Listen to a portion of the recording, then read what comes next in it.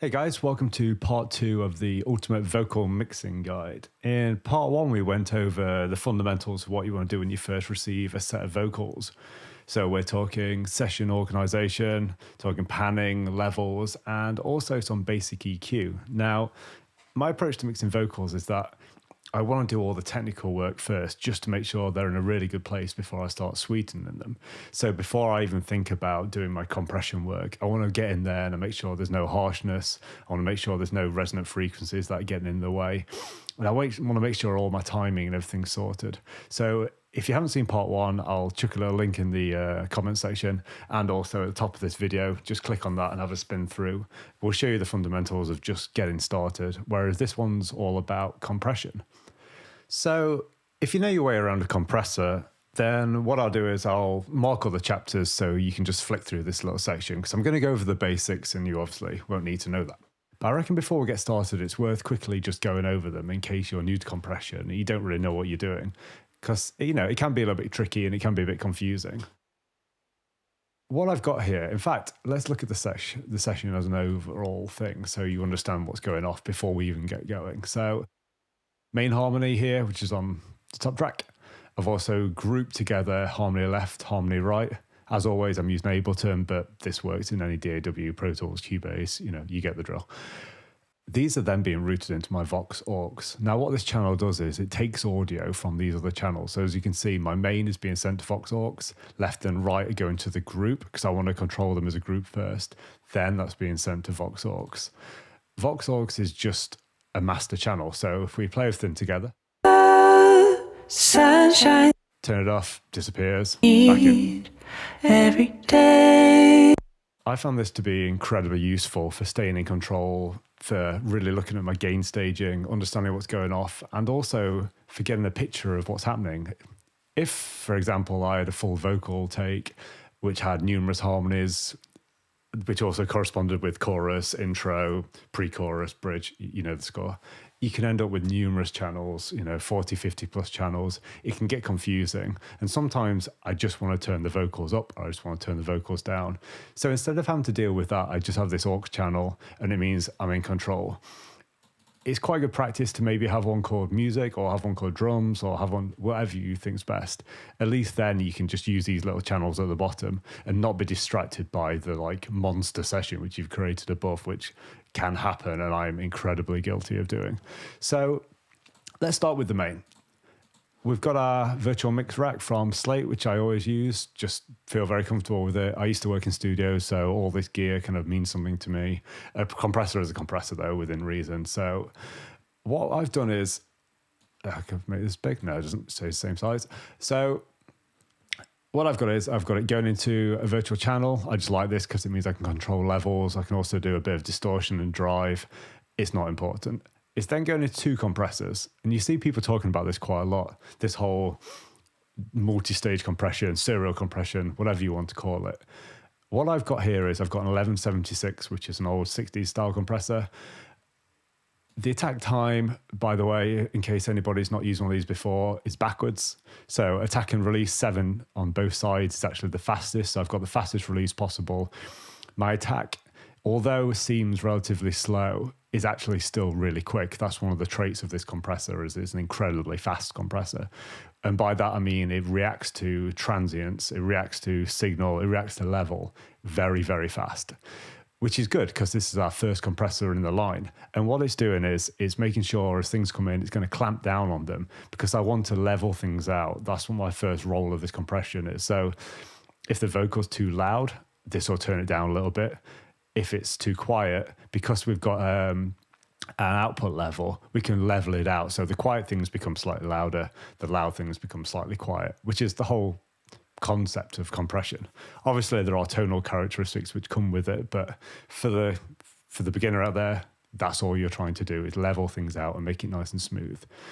So what I do is I have this one set up first, and then I have this second, which is based on an LA2A, again, a vintage style compressor. Slightly different though, less dials, incredibly simple. We've just got peak reduction and gain. The nice thing about the LA2A is it's smooth and it's slow and it's kind of quite a relaxed compressor. You can push it and it can get more aggressive, but for this case, it's just ticking away. It's just tapping every now and again. And when you play it, you'll see it's barely doing anything. It's just catching those extra little peaks. So let's just check the first one out and see what it's doing and have a little listen. You are the sunshine that I need every day. So really good example of how it's working. You can see by the size of the waveforms what's going off. So these are quite chunky. This one's obviously quite a bit smaller where she sang quieter. And you can see the relationship between the VU dial, so these are decibels being dropped off, and the size of the waveform, which is obviously amplitude. So let's watch it again and take that into account. This small one, less reduction, big one, more, obviously. Sunshine that I need every day. Really smooth. It's doing a great job of controlling these things. It's worth noting that on this area, I've actually gone in and edited it, and you notice I've taken it down, if you look here, by a dB and a bit. What I was noticing is, which I'm sure a lot of people come across, is that irrelevant of how I had the compressor set up, it was still ducking when certain things came in, and it started to sound really unnatural. It was kind of doing the opposite of what I'd want. I want my compression to smooth things out and it sounds silky, but instead when these loud things happened, the dial was going crazy, and it just meant I was getting weirdly quieter sections than loud sections. So what I like to do is sometimes go in and just manually nudge these a little bit. Like, why not help the compression out? If there's a way of turning this down or turn this up to control things, let's not make the compressor work too hard, because there's just no need. Like, you know, we can aid this process to make it sound a lot silkier, and by doing that it means we can use less compression, which is great. So next compressor we go into is this one called the 2A. We've been over why it's there and what it does, so let's see it in action. Sunshine that I need every day. So these two work really nicely in harmony with each other. Neither are working too aggressive, but by sharing the load, it means we get a much more natural finish and end up with something a lot more usable and sounding a lot more pro. So onto the harmonies. What I've done, grouped them together, panned left and right as we went over in the first video. I've got the level down a little bit because all my focus wants to be on the main vocal, straight down the middle, no panning, left and right, just supporting roll. So if we listen to these. You are the sunshine that I need every day. Really lovely. You'll notice there's a slight drop out here, which can be brought in. It's up to us. I just had it because I really wanted to get the timing sorted on this. This was a tiny bit early, this one. Would rather have it all bang on the money in line with everything, because I think it has a greater impact. So what I've done is I've just edited it slightly bit. Where it drops out there, you just don't hear it in the final mix, so it doesn't worry me in the slightest. By grouping these, I'm able to compress them together. So I thought I'd use the Ableton compressor just to show that stock ones work completely fine.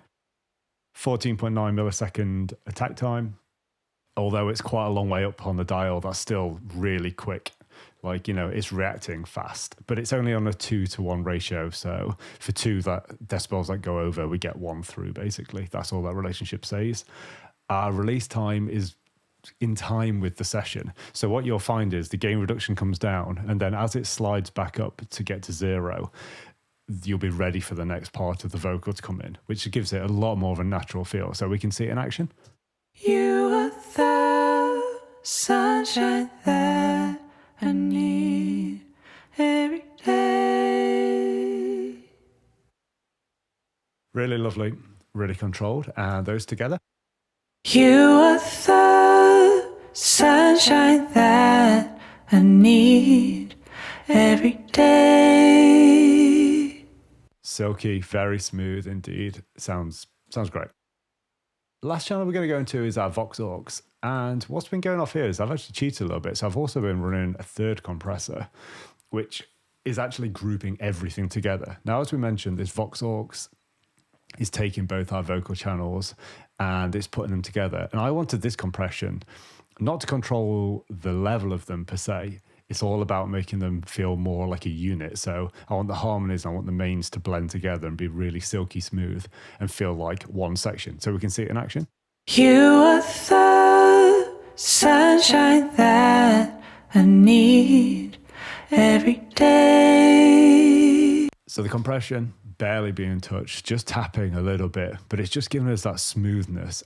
And like I mentioned before, having this aux channel is just incredibly useful because it means I can turn them down here, which is really useful for gain staging. I can add effects, I can do automation. And sometimes you'll find that there's been so many bits of automation and tweaks and little changes and movements around these kind of tracks, that when you get to this bit, you just want to make some block moves.